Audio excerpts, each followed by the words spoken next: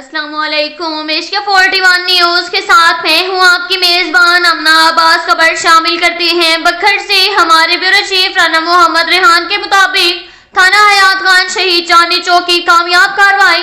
District police officer بکھر محمد نوید کی ہدایت پر ڈی ایس پی کلور کوٹ ظفر اقبال کلیار کی نگرانی میں ایس ایچ او تھانہ حیات خان شہید چاندنی چوک ملک اختر بکا ایس آئی اعجاز حسین بما ٹیم نے جوئے کے اڈے پر کامیاب ریڈ کر کے چارکس جواریوں امیر وغیرہ کو گرفتار کر کے موقع پر داؤ پر لگی رقم مبلغ 20,000 روپے برآمد کر لیے۔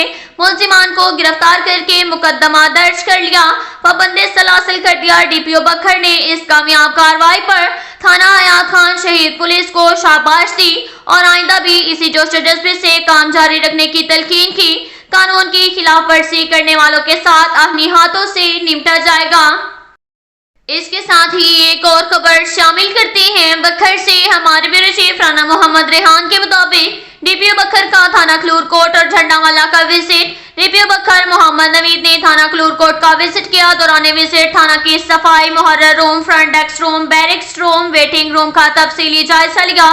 ڈی پی او بکھر نے تھانہ کے حوالات، ملزمان کا ریکارڈ کا بھی جائزہ لیا اور حوالات کی صفائی کے لیے خصوصی ہدایات جاری کی۔